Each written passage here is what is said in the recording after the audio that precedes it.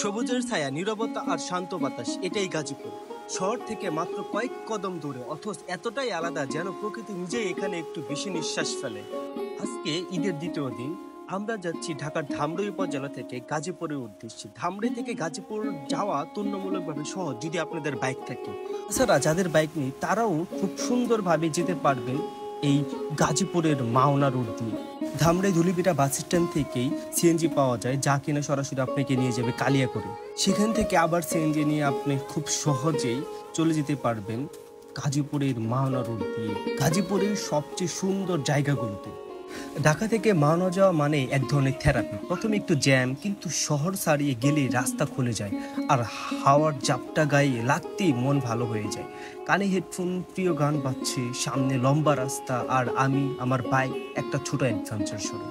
আপনারা যারা ঢাকা থেকে টঙ্গী দিয়ে আসবেন তাদের প্রথমেই চোখে পড়বে টঙ্গী চৌরাস্তা এবং রাস্তার পাশে লোকাল বাজার, মানুষজনের ব্যস্ততা আর মাঝে মাঝে কিছু সবুজ ফাঁকা মাঠ।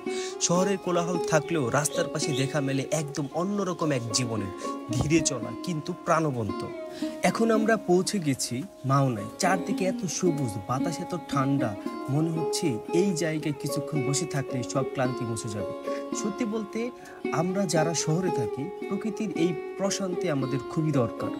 আমাদের এই রাইড শুধু গন্তব্যে পৌঁছানোর না, পথটা উপভোগ করার নাম। প্রতিটা বার, প্রতিটা থেমে থাকা আর চারপাশের প্রকৃতি, এসব মিলেই তো স্মৃতি তৈরি হয়। গাজীপুর যেন প্রকৃতির এক লুকানো আশ্রয়, যেখানে ক্লান্ত মন নতুন করে বাঁচতে শেখে। এই প্রকৃতি, এই নীরবতা আমাকে প্রতিবারই ট্রেনে আনে, ঠিক যেন নিজের ভেতরের পৃথিবীতে ফিরে যাওয়া। এত সুন্দর মনোমুগ্ধকর আঁকাবাঁকা রাস্তা দিয়ে যখন আপনি যাবেন, আপনার মন এমনিতেই ভালো হয়ে যাবে। আশেপাশে এত সবুজ গাছপালা আর মাঝখান দিয়ে আপনি বাইক নিয়ে রাইড করতেছেন, জাস্ট মনে করেন আপনি একটা কল্পনায় আছেন। রাস্তা তো চেনা ছিল না। এই ভেতরে প্রবেশ করতে করতে হঠাৎ করে বৃষ্টি নেমে আসলো। তারপর একটা টঙের দোকানে চা খেলাম। ভাই, এই রাস্তার পাশে চায়ের স্বাদ আলাদা। বাইকে চড়ে যেমন এক ধরনের স্বাধীনতা, তেমনই এই ছোট ছোট বিরতি দেয় বড় আনন্দ। আমাদের এই ট্যুরে একটা ব্যাড ব্যাচ হয়ে গেছিল, একটা বাইকের স্টার্ট নিতেছিল না। পরে এই বাইকটাকে দড়ি দিয়ে অন্য বাইকের সাথে টেনে নিয়ে প্রায় 4 থেকে 5 কিলোমিটার দূরে একটা গ্যারেজ পাই।